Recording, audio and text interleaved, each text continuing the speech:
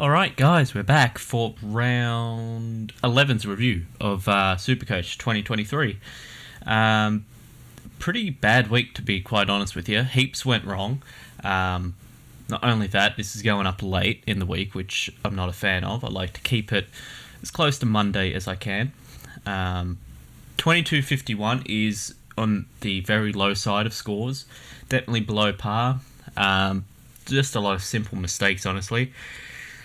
But also, missing key players. So I think I set up too aggressively for the buys. And it's really hit me this week. I kept a lot of cash in the bank from trades last week. And, could have used that cash to put an extra premium on the field, which would have given me a higher score. Get into the team. Quickly undo. You didn't see anything there. So the trades we went with last week, I think trade history. Yeah. So I did end up trading Clayton.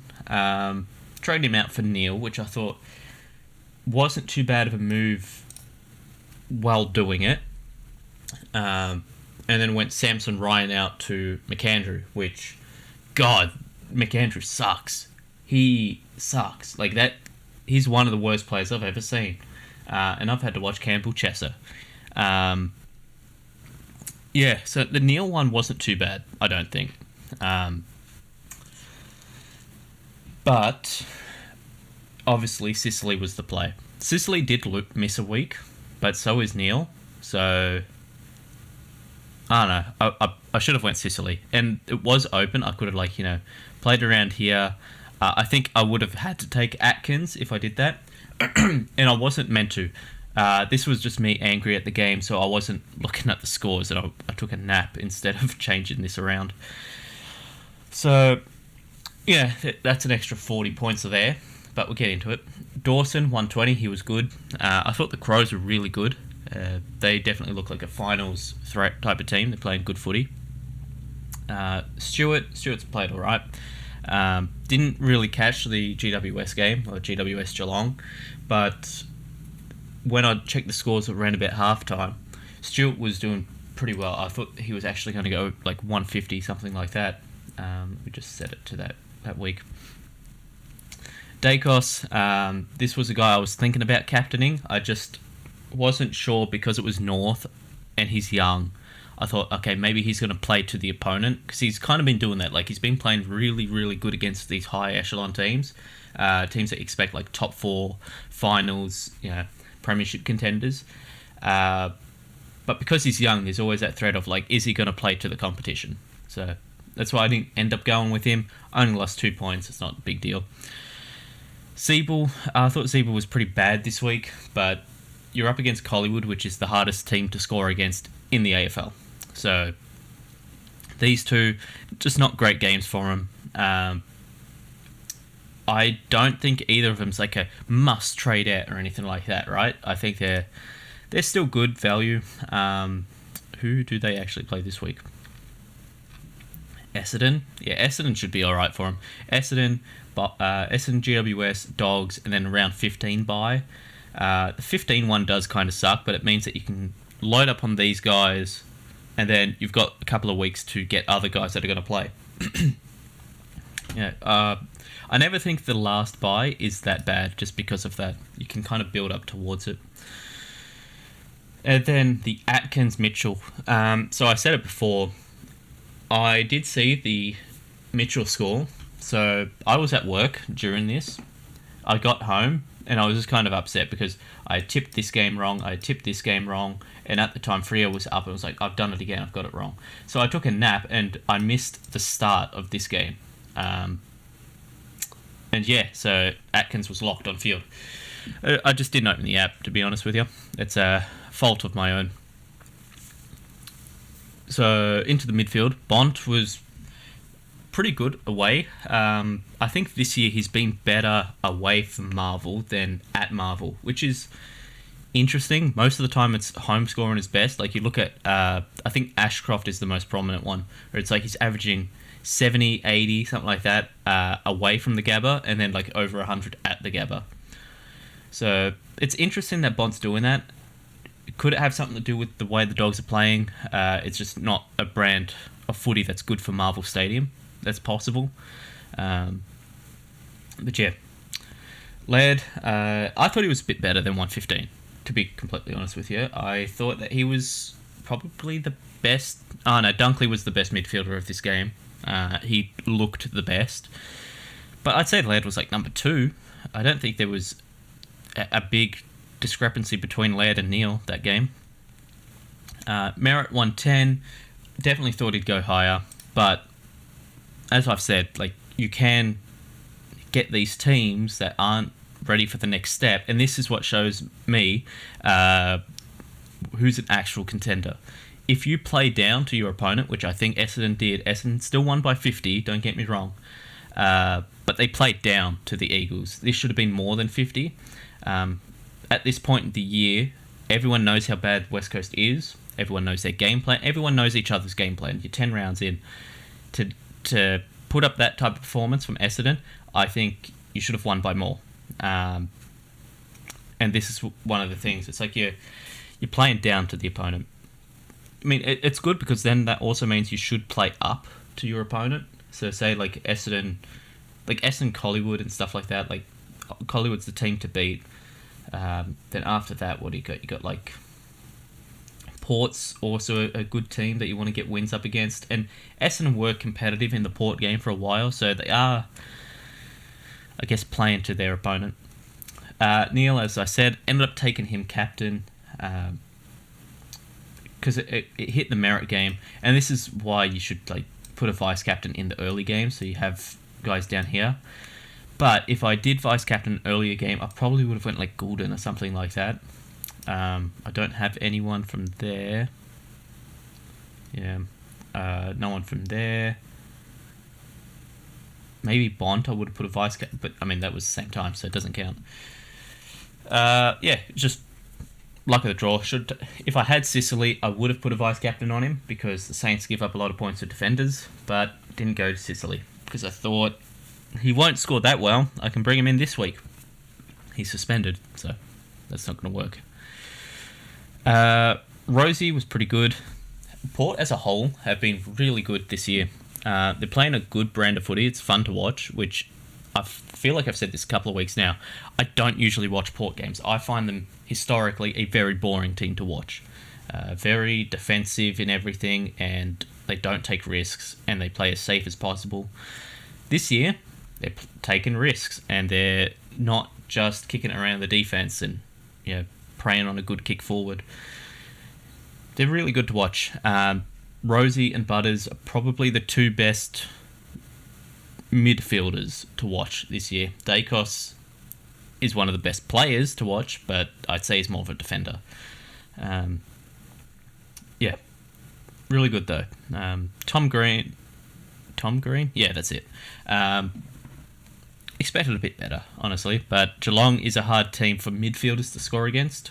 They've just been like this for as long as Supercoach has been around.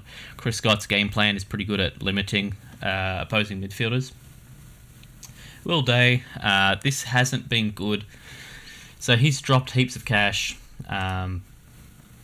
He's still basically at 100k made for the year. I can't remember when I got him in. So he got suspended a round. 2 rounds. Yeah, I don't know, but maybe I shouldn't have brought him back in. Because that's 500k I spent on bringing him in. Probably wasn't the play, should have went with someone else. But at the time, he was playing good, and it only looked like it was going up from there, so it's a hindsight thing. Matthew Johnson,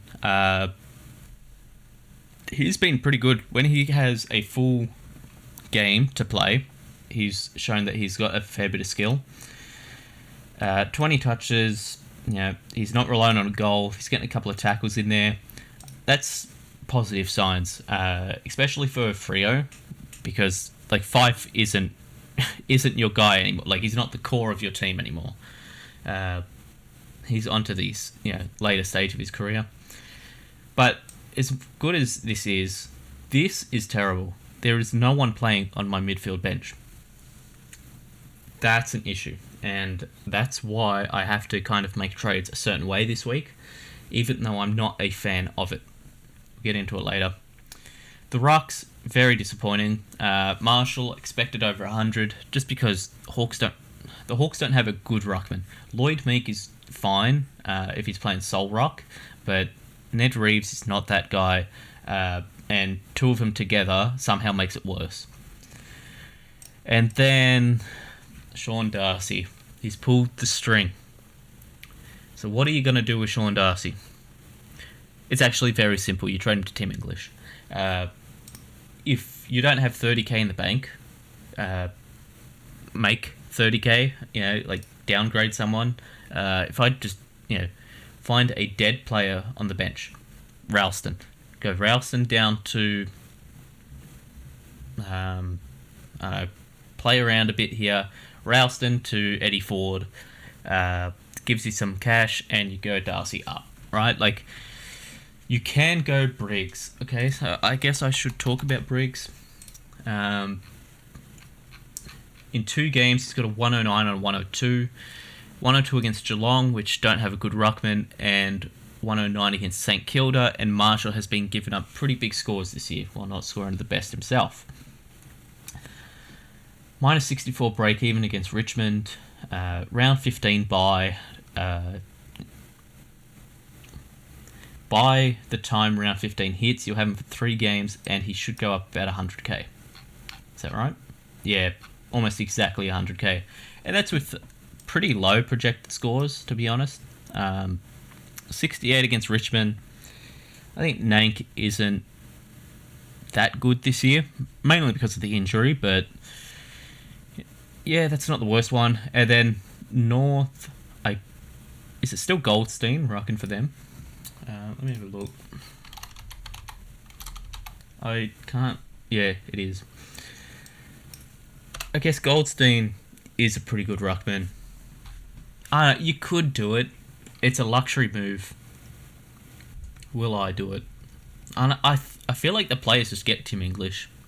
And then you don't want to be making trades in the ruck line. Like, that is a rule of Supercoach. You want your ruck line to be set and forget. That's why I typically don't go for the cash cow ruckman, because I don't want to be making trades there. Unless it's on the bench, because then it doesn't matter, and you have someone that you can loop on field for the buys. You don't want to be making trades here. You've got, say you start the season with 3 defenders, you got 3 trade-ins. Here you're probably starting with about 5 or 6. You got another 3 trade-ins, maybe 4, and then you got another 3 here. You don't want to also be using a trade here. That's my way of thinking. In saying that, I don't think Briggs is the worst, just because of his schedule and how easy it would be to flip him. The only thing, just thinking of it now, he has the same buy as Tim English, so you can't go Briggs to English. I guess you could, but it would be around 16, where he's got Melbourne. Where's that? Is that Darwin again? I think it's Darwin again. Yeah, I don't think I'm going to do it. I think I'm just going to go Tim English, set and forget. Probably should have started the season with him. Misplay on my part, thinking Darcy would equal him. Yeah. As forwards, Dunkley, Taranto were both great. Taranto had 4 goals. Dunkley had a lot of touches. 29, 9 tackles. Good player. Both of them very, very good. Dunkley's finally becoming the D1 everyone thought he would be. And Taranto is pretty much where everyone knew he was going to be.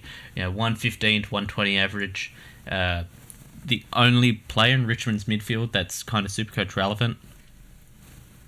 Goulden, back-to-back weeks of these not great scores. So this might have been a fault. What did Butters score? So how negative has this gone? 104. So again, that's another 10 points lost.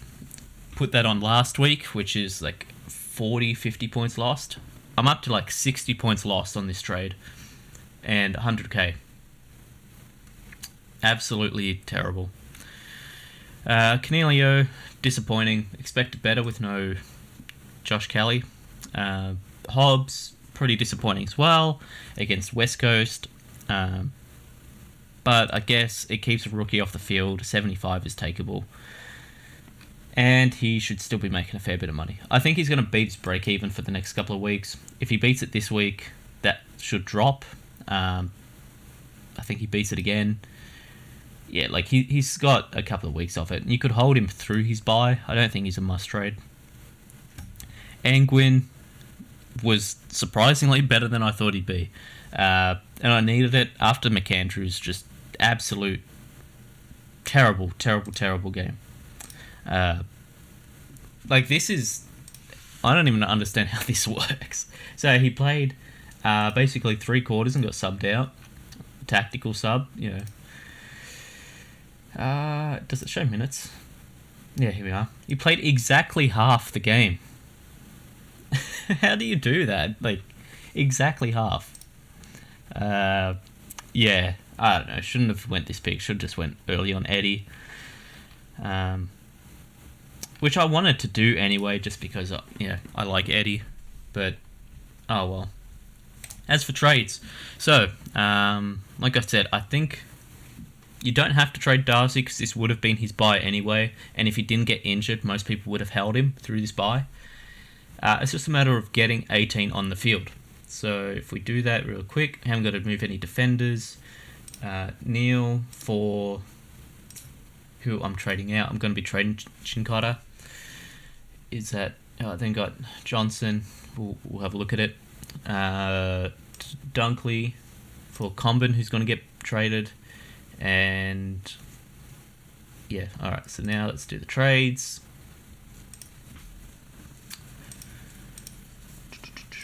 While I'm doing this, who's seen City's new kit for this year, or for the next season? It looks pretty damn good.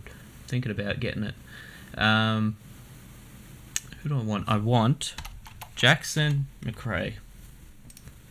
So 574k, brand new DPP player. I guess I could go over some of them. I think McRae's like the only one that actually matters, to be honest with you. I guess Hobbs got mid, which is good for moving people around, which I am actually going to be doing. I think Horn Francis already had mid forward. Defender forward Caleb Daniel, I think he had that last time. Forward, I can't remember if Bailey Smith had forward last time. I don't think he's a good pick this year. They've played around too much with the midfield. Yeah, I think all these guys had it last time. I'm not seeing anything like crazy. Did Himmelberg have defender and forward? Can't remember.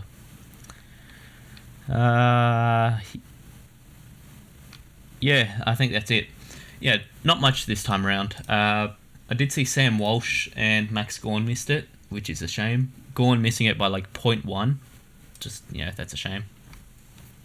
So, with McRae forward, this actually is the completed forward line. You got Taranto, Goulden, Cornelio, Rosie, McRae, Dunkley. That's the 6.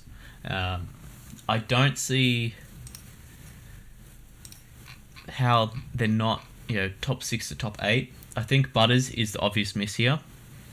And if you look at it, I could have had him. And that would have gave me the exact top 6, would it? So would have had them 5. I guess Cornelio's number 9. This should go by average. Yeah, alright. Well, if I did have Butters, I would have had 5 of the top 6. Which is a shame.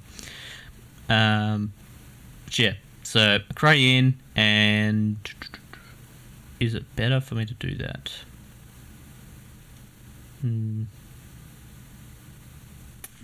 can't remember. How did I do it? It was Combin out for, I think it was Eddie, wasn't it? And then I did one more and somehow got Wardlaw. How do I do that? This is why I kept heaps of cash in the bank, because I knew this week was going to be absolute disaster. Could trade Johnson. What's that? It's 100k made basically on him. Or I could get rid of a dead rookie. Maybe that's the play. Ralston's been dead at this point, right? And then just bring in Wardlaw, who didn't score the best on the weekend. 43 is actually, not the best. That's just straight bad. Only 12 touches, one behind. Yeah, that's not too good. Let's just have a look at other guys you can bring in.